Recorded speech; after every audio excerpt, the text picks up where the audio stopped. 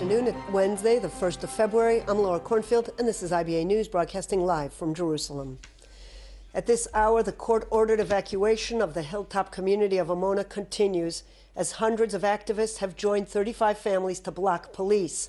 Scuffles erupted and 15 police were lightly injured, mainly from stones and burning liquid thrown at them. 4 activists have been arrested. So far, 13 families have agreed to leave on their own accord, and police are at this moment talking to leaders to calm the situation before carrying out a forcible evacuation. IBA's Sam Sokol reports.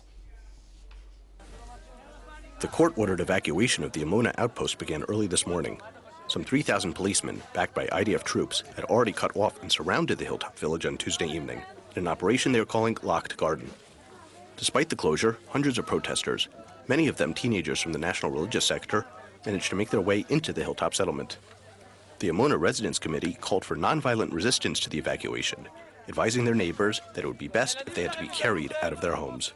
As small children were evacuated to the nearby settlement of Ofra this morning, residents barricaded themselves inside their houses, while others holed up in the community synagogue. The protesters fortified the entrance of the settlement with rocks and barbed wire barricades, poured oil across the road, and set fire to tires in order to impede the advancement of security forces into the community. Some residents welded metal bars to their front doors as makeshift barriers, while a group of 7 teenagers chained themselves under one house, pledging to resist as hard as possible without resorting to violence. Many of the homes were filled almost to bursting with supporters of the 40 families, many of them singing religious songs and chanting nationalist slogans. Despite calls for nonviolence, however, there were several scattered incidents of protesters throwing rocks and paint-filled balloons at security services.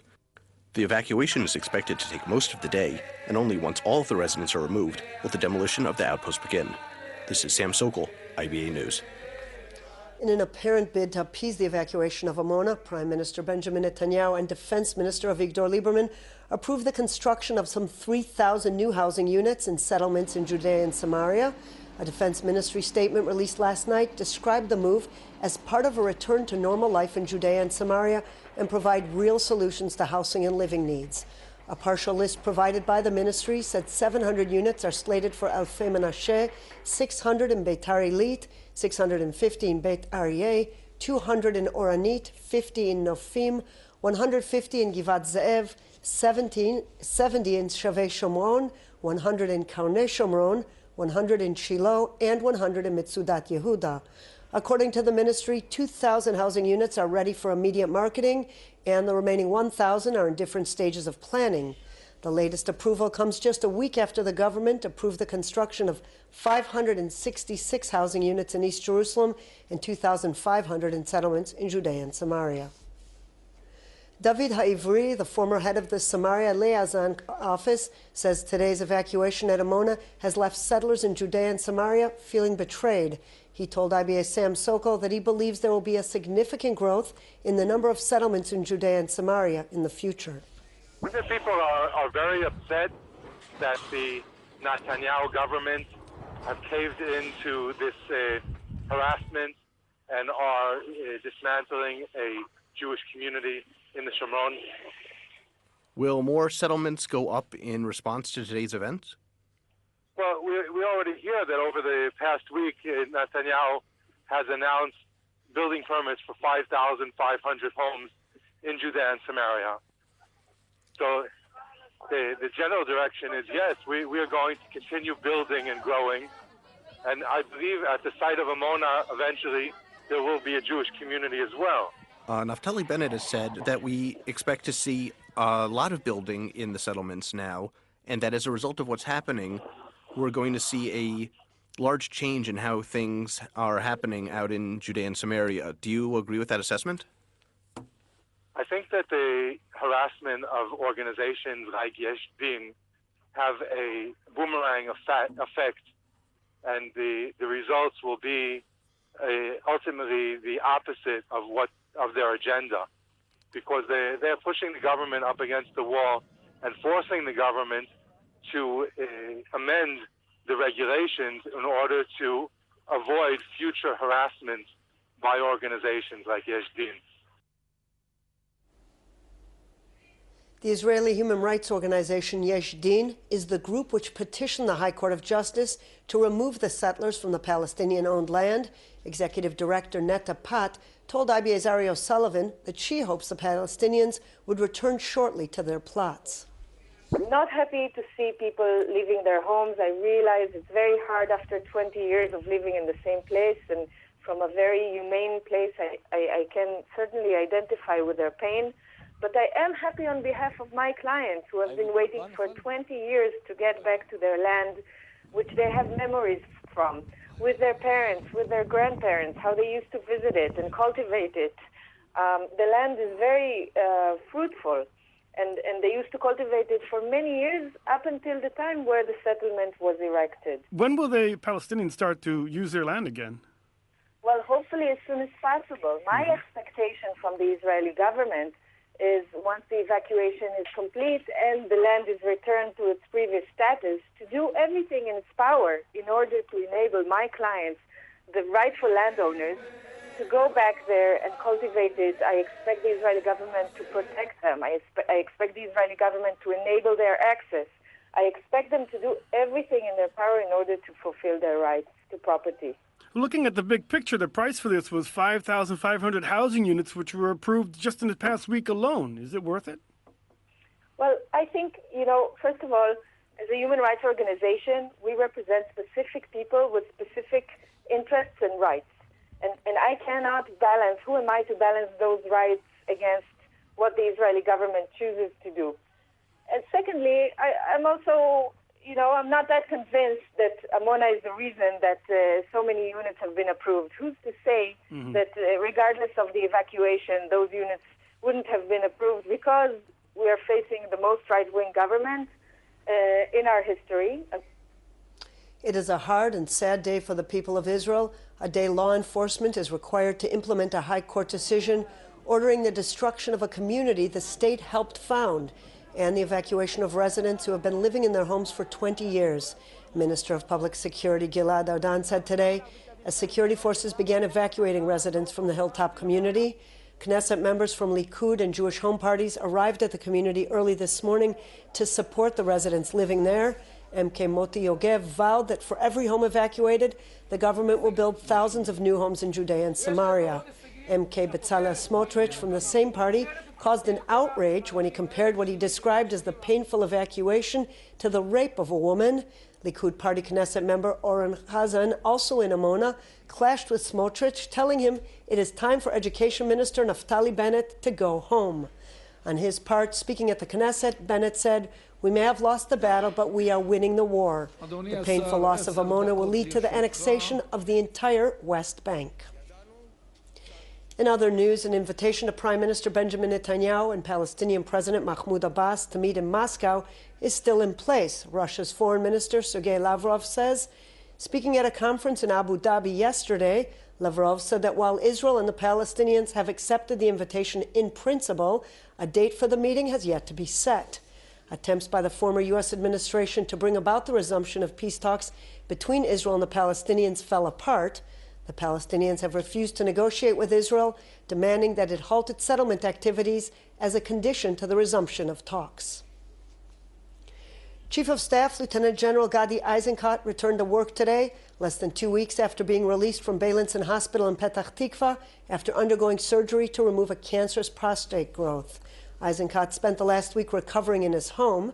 Deputy Chief of Staff Major General Yair Golan replaced Eisenkot during the period he was away. Former Prime Minister Ehud Olmert, currently serving a 27-month jail sentence for corruption, has requested a pardon from the President Reuven Rivlin. Last night, the President's office confirmed that a request had been received and is being dealt with by the relevant authorities.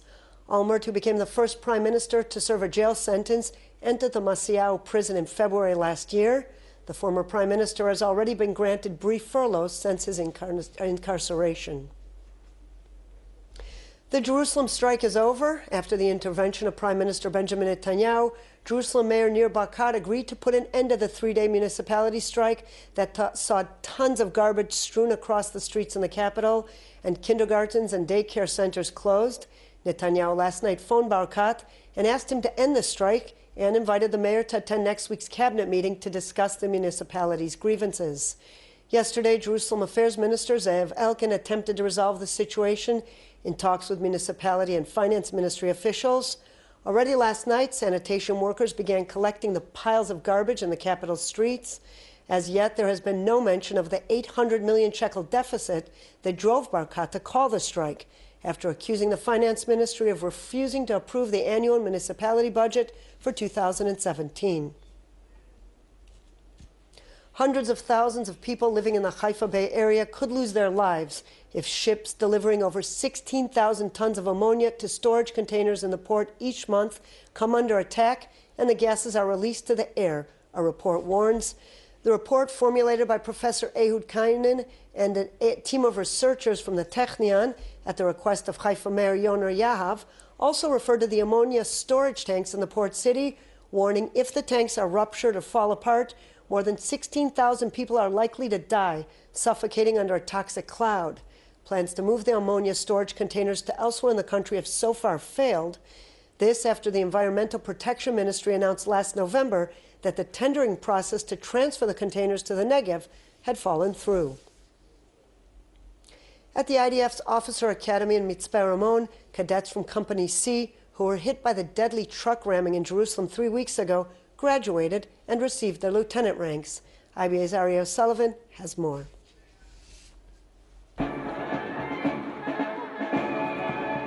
Three places are missing in this line. Places for Shir, Erez, and Shira, who were murdered 3 weeks ago in a truck ramming at the Armona Natziv promenade in Jerusalem.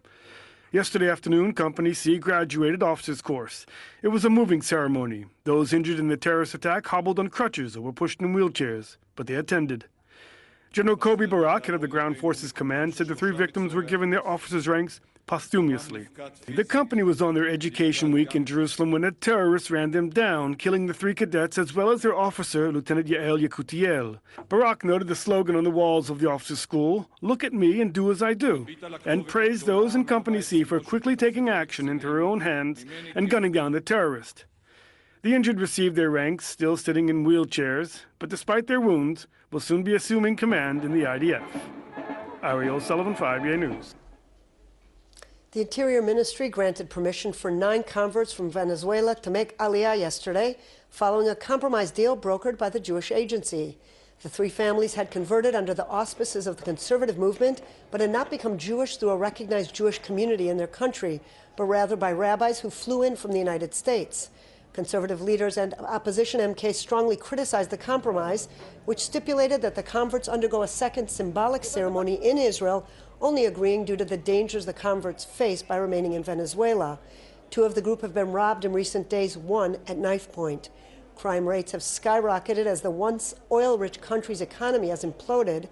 While non-Orthodox converts from abroad are considered eligible for Aliyah under the law of return, conservative and reform leaders say that in practice, it is usually more difficult for them than for their Orthodox counterparts. The Interior Ministry's initial decision to block the converts spat in the face of millions of diaspora Jews, one conservative leader told lawmakers yesterday. In recent years, moderate Orthodox groups have also complained that the ultra-Orthodox controlled rabbinate has begun blocking their converts as well. In local money matters, shares were up on the Tel Aviv Stock Exchange while the shekel was mixed in foreign currency trading. Here are the numbers.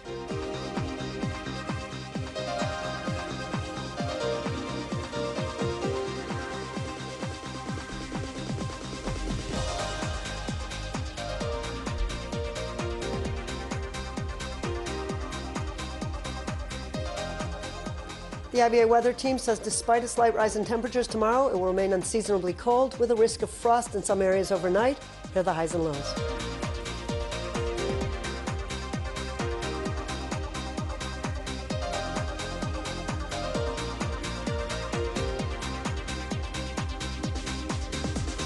And that's all for this newscast. Ari O'Sullivan will be here tomorrow, same time, same channel. Until then, I'm Laura Cornfield wishing you a good evening and shalom from Jerusalem.